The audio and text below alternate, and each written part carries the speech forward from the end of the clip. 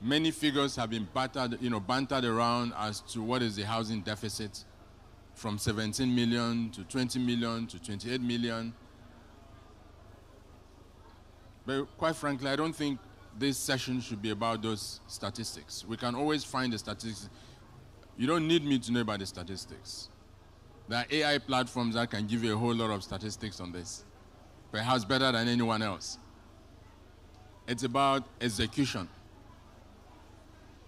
We've had a lot of conversations around the fact that there is a huge deficit, the fact that many families are homeless across the breadth of this country. But the question is, what are we doing about it? What must we do about it? It's time to stop talking and start doing and acting. And so, I come from that school about less talk and more action. And that's what I want this presentation to be about. And let me tell you a story.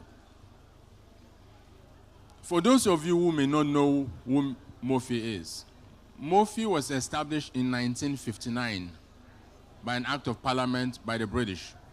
So clearly, as you can tell, the establishment of MOFI predates Nigeria's independence. So MOFI existed before Nigeria's independence. And the reason for the establishment of MOFI was very simple.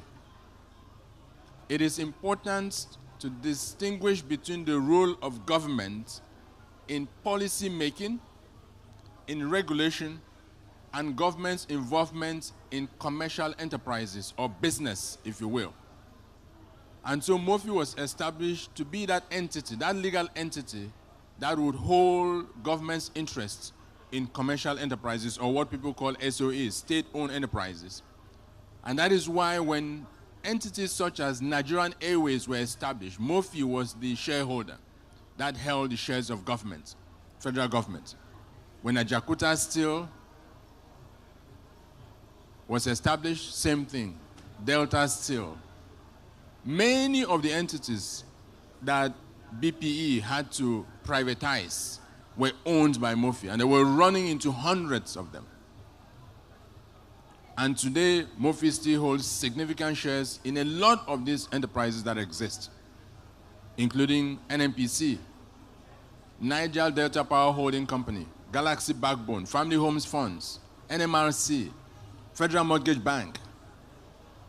All the discos, we have interest in them. TCN. So all of these enterprises are enterprises that government established MOFI to hold interest in them.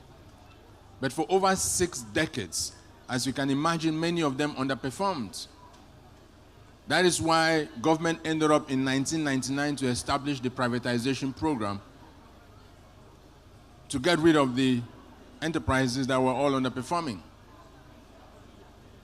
Many of those that were privatized have gone on to be better than they were, but for many of them, the jury is still out. But as you can tell, when you have, I always use the analogy of 2 farmers who each have a hectare of land to plant. One says, I'm in Nigeria, we have fantastic weather, there's enough water. I'll just throw seeds there and come back after 3 or 4 months to harvest the maize. The other one decides that, yes, the weather may be favorable. Yes, there may be enough water. But I have a responsibility to take control of my planting. I will prepare the land properly. I will apply fertilizer in accordance with good agronomic practices. I would plant the seeds. First of all, I would choose the right seeds that will give me the best yield, given my climatic conditions. I would water the soil when I need to, and the right amount of water. I would weed the soil when I need to, and I would tend that to the crop. And when it's time for me to harvest, I will use the best harvesting techniques. Clearly, when you compare those 2 farmers, who do you think is going to get a better harvest? Who do you think? The second, right? It is the same thing with investments. We cannot make investments, especially investments that belong to the commonwealth of this nation for current and future generations, and place them and just hope and pray that when we show up, those investments will do well. They will not do well. We've clearly seen the results of that. And that is why most of those enterprises ended up being moribund, and many of them underperformed. There is one that I always use as an example. In 1993, the government, in its wisdom, provided $80 million of capital as equity and provided an additional $80 million as a loan to this business to commence. In 1993, it was the most capitalized financial institution at the time. 30 years later, more than 30 years later, not a single kobo of dividend was ever paid to government. If you go to a Jakarta Steel today and you think about the fact how much money was invested there, you will shed tears. You go to Delta Steel, same thing. Not to talk about all the real estate properties or real estate assets that we have. If you go to CBD in Lagos today, you will see a lot of the large buildings that used to be used by the federal government before we moved to Abuja. I'm sure the permanent secretary from Lagos can attest to this. Huge buildings in prime location. Most of them are lying fallow, occupied by miscreants. In fact, they pose a security threat. Nobody does that. But that is because we plant our seeds and don't bother to prepare the land. We don't bother to ensure that we water the plants. We don't weed it when we need to and expect that there will be a bumper harvest after 3 to 4 months. It's not going to happen. That has been our experience for the last over 60 years. That we make investments and expect that those investments will take care of themselves. We don't put the right governance in place. We don't put the right management in place. There is no structure for tracking performance and expect that those investments will deliver the right results. It's not going to happen. And that's why sometimes when we think about the fact that despite all our endowments as a nation, we appear to be cash-strapped. We appear to be struggling to fund our budget, despite all of that. Let's take an example of a country that decided to do it differently, Singapore. MOFI in Nigeria was established at the same time as MOFI in Singapore. But in 1974, the Singaporeans decided that we have to take our destiny into our own hands. And they converted their MOFI into what is called Temasek today, in 1974. And they started with assets of $350 million. Today, their assets under management is over 300 billion US dollars, and they operate in over 11 countries. And they have shares in some of the most iconic global brands, such as Singapore Airlines. In fact, Olam, before it was so recently, was majority owned by Temasek, despite the fact that Olam started in Nigeria. Standard Chartered Bank, before they divested from it, they were majority shareholders in Standard Chartered Bank. So you can see what happens when government takes advantage of sovereign endowments to do something for current and future generations. What did we do with ours? We planted the seeds and hoped and prayed that when we show up 3 months after the corn, the maize will be there and we shall have a bumper harvest. Of course, we all know that it never happened. And so in 2023, the former president, may he so rest in peace, President Buhari, initiated and launched the renewed MOFI. And what was different between the new MOFI and the old MOFI? One, there was a recognition that we needed to be more active in how we manage sovereign investments. We needed the right governance in place, and so there is the governing council that is chaired by the president and has members of Federal Executive Council as members of that council. That is the body of shareholders to superintend over all these investments. It also has a board of directors that is chaired by former Minister of Finance, Dr. Shamsuddin Usman, and myself as the chief executive and the lead of the management team. And what is our mandate? We have three simple mandates. The first is to establish what Nigeria owns. A lot of the conversations in public fora these days focus a lot on the fact that government has a lot of debts. When you read a lot of columns, you listen to a lot of TV programs, they talk about the fact that Nigeria has hundreds and billions or trillions of nairas of debts. The question is, who is talking about what we own? How much do we own as a nation? And what are we doing about it? And so our first mandate is to create a national registry of our investment assets. And what have we done so far? We have compiled the first set of corporate assets. When we came in initially, when we did our first compilation, the assets in the books, based on the records, was 1.25 trillion naira. So the first thing we did was that we need to know what we own, where it is located, both domestic as well as offshore, and ensure that we are able to optimize those assets. We need to sweat those assets to deliver value for Nigeria and for Nigerians. We cannot be close to the stream and be thirsty. We cannot own all these assets and still be struggling to fund programs and take care of the needs of our people.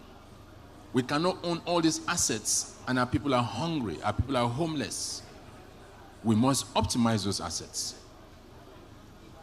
But you first of all need to know where they are and in whose custody those assets are.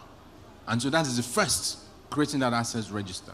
Where are we now? As of 2023, based on audited financial statements of the corporate assets, we have 38.3 trillion naira of the assets under management. So we moved from 1.52 to 38.5 trillion naira, and we can tell you authoritatively where they are because it's based on at least 3 years of audited financial statements. And that work is continuing. And that is why we're excited about the partnership that we're going to be having with the Ministry of Housing and Urban Development on how to enlist, enumerate, and optimize our real estate assets, federal government real estate assets, because we believe that that's a significant portfolio of assets as well that we need to leverage on to make a difference, to mobilize resources for this country. And that is going to be significant. It will add to that. We have our port assets. Airports are not even on this 38.3 trillion naira I'm talking about. Our seaports are not included there. And that is one asset that we underestimate. To give you an idea, the Lekki Deep Seaport is a PPP, which is private sector driven. It's a significant asset, just one that private sector put together. Imagine the ones that are owned by governments. In Apapa, in One, in Calabar, those are all government assets, infrastructure assets. Imagine what we can do with those. Our forestry assets, our marine assets. There are many nations whose main revenues come from fishing and from their aquaculture. That is not even included in our list of assets. So when we think about it, we are so endowed, not to talk about solid minerals. So we have no business with poverty in Nigeria. Zero. We have no business with poverty in this country. God has given us everything we need to do and everything that we need. You can throw a seed on the roof of a building, it will grow. It doesn't even need fertilizer. The question is, what are we doing with that which God has endowed us with? It's no longer about aspirations. It's no longer about dreams. It's about execution. It's about acting on the things that we already have at our disposal. The second is professionalizing our corporate assets. These are enterprises where we own shares. I mentioned some of them. NMPC, Bank of Industry, Bank of Agriculture, DBN, NMRC, Federal Mortgage Bank, Family Homes Funds. These are all entities that we own shares in. How many of them are paying dividends compared to the value of the assets they are holding? We saw when they privatized Geregu. For many years, Geregu under government was struggling to breathe. And Otedola bought it. I'm sure for those of you who are following up what's happening in the capital market, you know what Geregu is worth today and how much dividends have been paid ever since it went into private hands. Ugeli. There are many of them that under government's custody, they underperformed. In fact, most of them were at the risk of dying. What is the difference? It's the same assets. One is governance. When you have an asset of that nature, we need to put proper governance in place. Who is making the decision and whose interest is that decision being made? Management. Ensuring that those who are managing the assets are not based on federal character. It's based on competence. Because when you're going to fly that plane to Lagos, you're not asking the tribe or the religion of the pilot. You want a competent pilot. When you're ill and you're in emergency and a doctor comes to treat you, I don't remember any of you, and I don't think any of you would ask what religion or tribe that person is. You want a competent doctor. So we need competent managers to manage our assets.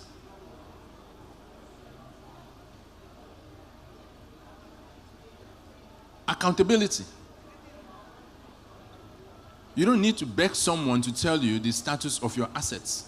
And that is why we strongly believe the importance of the capital market. Because if you list your entity on the capital market, you need to make sure that you provide the reports as and when due. Nobody needs to prompt you. It is part of the regulation. You need to be accountable to the shareholders. You need to be transparent. You need to provide information at all times. At any time, people should have access to your audited financial statements and what is happening with their shares. And when it is time to pay dividends, you shouldn't have to go and beg for them to pay your dividends. It's on a schedule. So when government owns shares in businesses, government does not have to go and beg for the dividends to be paid because government is a shareholder, just like anyone else. Those dividends must be paid as and when due. The companies do not keep government money and spend it as they so wish. You pay the dividends when it's due. And that is why, what have we done regarding that? Earlier this year, we launched a corporate governance scorecard for all our portfolio companies. Bar none. If we own shares in your business, you would adhere to that. You have to be accountable. You must be transparent. And we want to see clear evidence of value creation. And how does that value manifest? Two simple parameters. One is capital appreciation. Last year, what was the value of each of our shares in your business? And this year, what is the value of that share? We need to see that it is on the rise, because that is how we know whether or not the board is doing what it ought to do and what the management is doing what it's supposed to do. And what's the second? Dividend payments. Because our view is a business that is not paying dividends tells us that business is sick. Dividend payment is an indication that value is being created. Dividend payment is also an indication that there's liquidity in the business. There's no point being profitable, but you're illiquid. And we've been pushing all our entities bar none that they must pay dividends. They must pay dividends. If you're not paying dividends, we'd rather convert you into a government parastatal where all you do is spend money. But so long as you're a commercial enterprise, you're limited liability, you must pay dividends. We must see that the value of our holdings in your business are increasing. But to do that, the governance must be in place. And that is why we launched the Corporate Governance Scorecard. And in Q1 next year, we're going to have a Murphy Excellence Award, where we're going to have an independent panel of fairly respected Nigerians, and we're going to have institutional representatives as part of the panel to assess our portfolio companies to ensure that they are delivering value, they are impacting their communities, they are adhering to ESG principles, and that our investments are not at risk, because they must have proper risk management structures in place. The Minister of Finance launched it. The board has approved for us to proceed. So in Q1 next year, we're going to be having that. But between now and then, the process of evaluation would start. And any entity that thinks that they cannot subject themselves to those, they might as well invite us to sell our shares. But so long as we have shares in the business, we must see that. Third mandate, mobilizing capital at scale to invest that capital in priority sectors of the economy. This particular mandate of ours is fundamental for the MREF. And what is it? It is the fact that when you look at the scale of investments that government needs across different sectors, especially infrastructure, housing, roads, government alone cannot do it, cannot mobilize the resources to do that. And that's why every year we are running a deficit budget. But for us to be able to ensure that we're mobilizing capital at scale, we must have the right structures to do so. There is enough and there's a lot of liquidity in the private sector that we can attract to work together with private sector. I don't know how many of you were following the story of the 300 billion naira sukuk bond that was launched recently by DMO. And it was oversubscribed by 700%, 7x. DMO asked for 300 billion. They had interest of 2.1 trillion naira. And they had to return 1.8 trillion naira back to those who had invested, who wanted to invest. It's an indication that there's enough liquidity in the system. The question is, how many viable investment opportunities are we putting out there for people to put their money in? That's what we saw at MOFI. We clearly saw that there is a need for government to mobilize capital at scale to invest in critical sector, and housing is one of those. But leveraging on government resources alone will not solve that problem.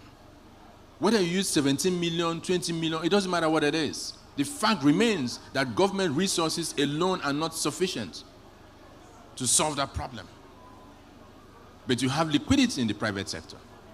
You have the pension funds that are over 20 trillion naira under management. 85% of those funds are being invested in fixed income securities, government securities. Why? Because we are not originating enough commercially viable transactions for them to invest in. We saw that as an opportunity. You also have a lot of liquidity in the hands of individuals as well as institutional investors looking for good investments to make. We saw that as an opportunity. And so when we looked at the housing sector, and I'll speak about other sectors that we're looking at. When we looked at the housing sector, one thing was clear to us. We have Federal Mortgage Bank, that is already an entity that we own shares in. We have Family Homes Funds. We have NMRC. These are all entities in that sector.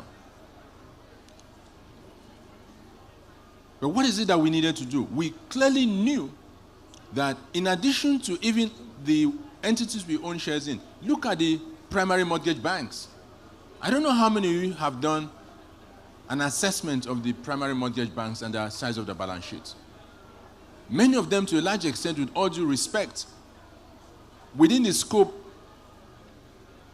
of what we need to do in the housing sector, they are too small. Many of the primary mortgage banks, in terms of their balance sheet size, is too small. Many of them, their capitalization is too small. So you cannot rely solely on their balance sheet size or their capital to mobilize enough resources to finance the number of housing units that we have in Nigeria. Something different needed to be done. Can government alone do it? When you look at over the last 20 years, and I've been in this town for over the last 20 years, look at the number of houses where government has invested directly. Some of them have worked, but a lot of them have ended up in a situation both federal government as well as state governments, building houses that people don't live in. Some of the houses were never completed. When you go to Niger State, Suleja, along Zuba, you see houses that were started and they become shanty towns because they were never completed. Not enough resources were available from the very beginning that these projects would be completed. Some of them take 10, 15 years to be completed because they are relying solely on annual appropriation to do it. That's not going to work. So you've sunk in a lot of money on the ground. Nobody's living in the house. You don't have the money. So it's a waste of capital. How about ensuring that from the very beginning you have all the resources that you need to build a house in 12 months or 18 months so people can move in and you can begin to recoup your money? So for us, the availability of capital all at once from the beginning was fundamental. So how do we leverage on the resources that government has and leverage on the liquidity in the private sector to create a fund that we can now put in that sector? And so we went to the president and said to him, Mr. President, during the campaigns, one of the commitments you made to Nigerians was that you're going to reintroduce mortgages that are low costs, that have the right tenure, and are also at scale for the benefit of Nigerians. And we asked the president that we'd like him to approve that we can create an asset base for up to 2 trillion naira. But government must catalyze that by providing some seed capital. And he graciously approved it. I thought you guys would have clapped for the president. The reason is we're very good at criticizing. It's our nature. But when our leaders do good things, it is also important to acknowledge it and applaud them. Because it takes audacity for him to have looked at it and approved 2 trillion naira as a program size and was willing to put up to 20% of that as seed capital from government. He did. When our leaders do the right things, we must applaud it and appreciate it. Because it takes somebody with audacity to do that. So he gave us approval for 2 trillion naira.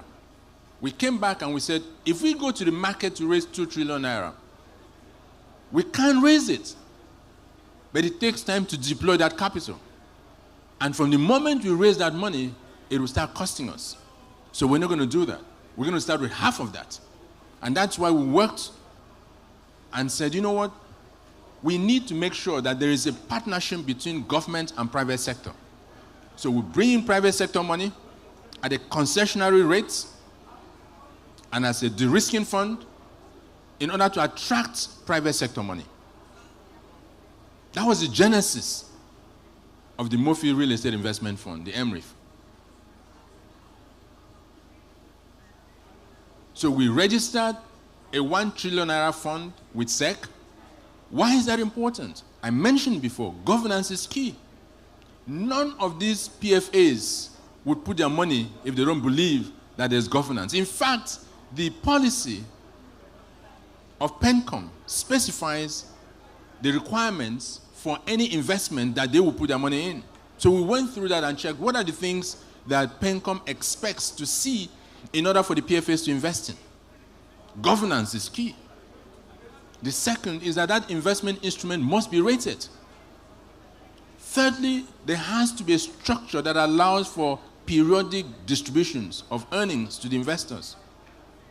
We looked at all of those and we registered this fund with SEC. We also wanted to make sure that we have a regulator, that it is not about Murphy managing these funds.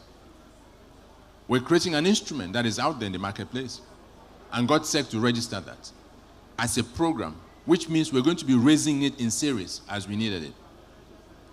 We went back to the Minister of Finance and said we needed Minister of Finance to make a commitment to show to the other investors that government is not just word, it's indeed. And that's how the Series 1 was raised of 150 billion naira.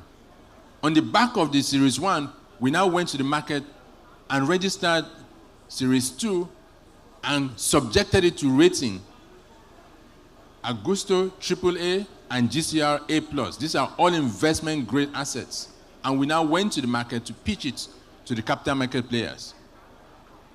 We had pension funds that invested in it. We had asset management companies. We had institutional investors, banks, insurance companies. They all invested in it. It was oversubscribed because the structure made it easy for them to come in. And we're going to be listing that instrument in the capital market so that it allows the current investors to exit, so providing additional liquidity. So we structured it from a purely private sector perspective, even though government was the one promoting it. And as a result of that, we're able to raise Series 2 for 100 billion, and it's now 250 billion that is available. And once we get up to 75% utilization of that, of what we have, we'll go back to the market to raise the next one. And we already have a line of investors who want to come in Series 3 and Series 4. For us, the ability to do blended finance, not in theory, I'm sure some of you here who studied economics know about blended finance, was to make sure that we're able to bring in public sector and private sector together to make this happen. And when we started, it was 12% interest rate, and you can get up to 25 years in terms of tenor and at scale. And the idea is to get hundreds of thousands of this. And that for us would be it will be a significant difference from what it is today. Today, there are less than 50,000 active mortgages within our entire ecosystem. Yes. Less than 50,000. For 220 million people, it's a major challenge. So for us to address that problem, we need to think and act outside the box. We cannot continue to do the same thing we've done for the last 30, 40 years in the housing sector and expect the same outcome. It's just not going to happen. So we need to have a shock therapy. We need to do things differently. And so when we put this together, we said, you know what? It will not be about being managed by us at Murphy. Let's get a fund manager that is registered by a regulator and supervised by a regulator. Again, governance. That's where ARM came in. But in that structure, like every other fund, you have a trustee who represents the interests of all the investors, because to all intents and purposes, we as Murphy are also investors in that fund, and we expect distributions and dividends from it. And the value of our investment in that fund will show up on our balance sheet like every other investment. We have solicitors to the fund. We have custodians to the funds. Effectively, the proper structure that any fund in the capital market will take. Because our belief is that for us to get to the point where the public sector, the private sector has confidence in bringing their money into the sector, we need to create the structures, we need to have the right governance, there has to be evidence of impact, there has to be evidence of management that knows what they're doing.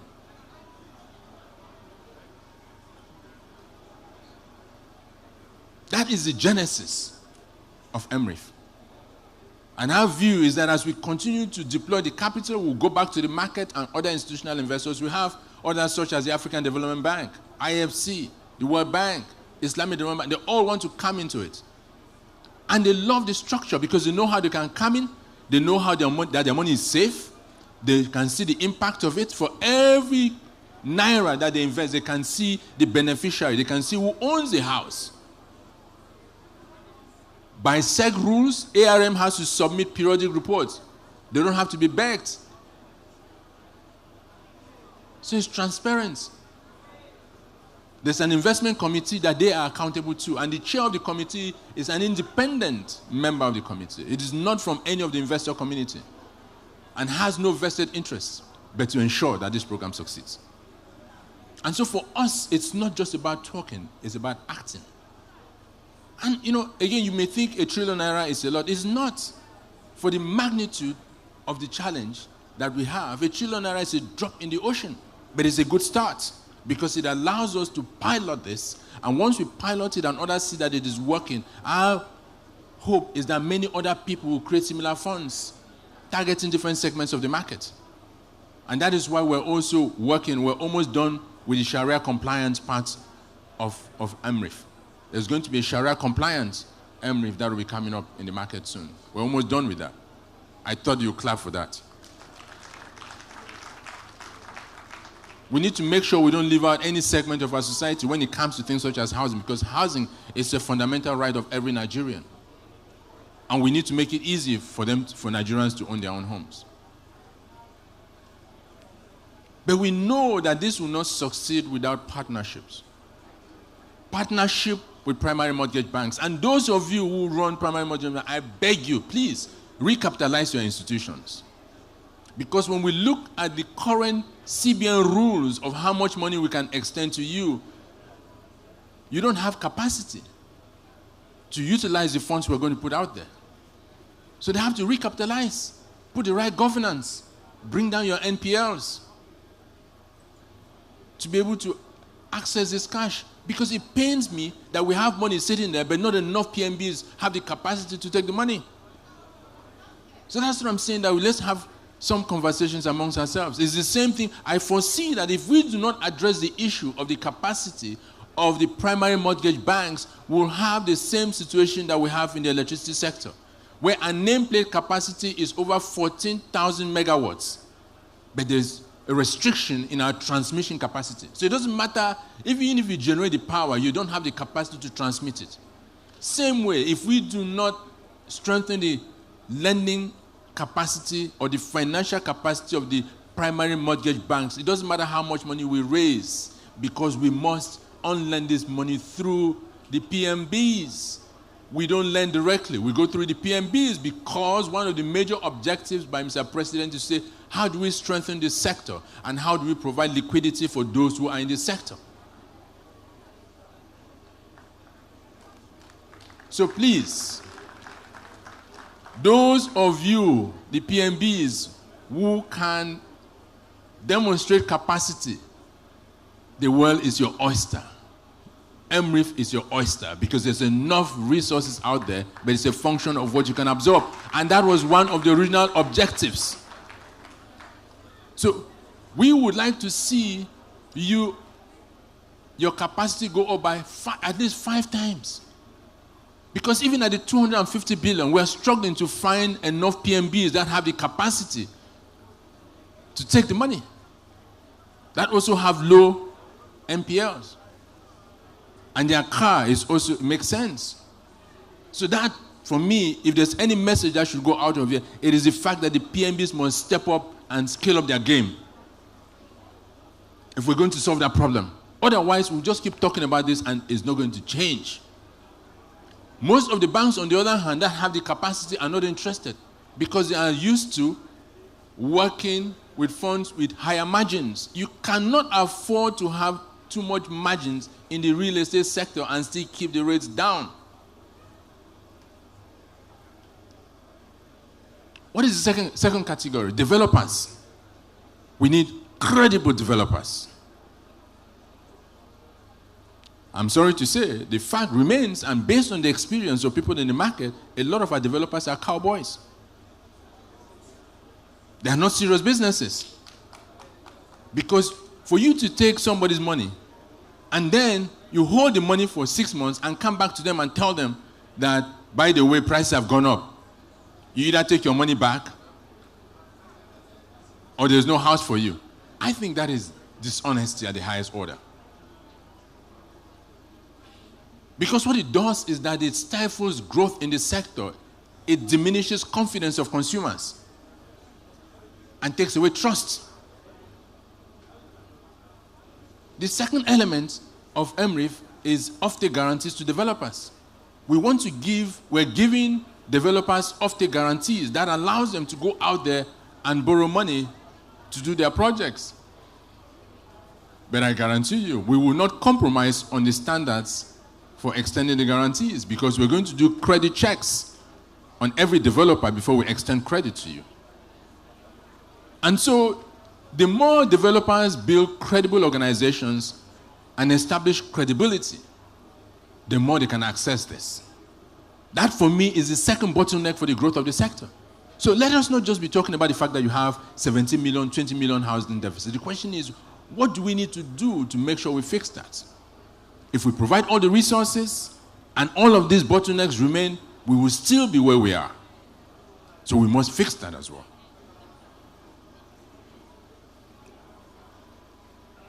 And finally, there has to be some regulation.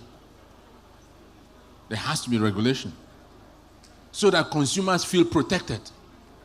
As a consumer, if a developer dupes you, what is your recourse? And how quickly can you get justice? So there has to be regulation. And examples have to be set for those who are misbehaving.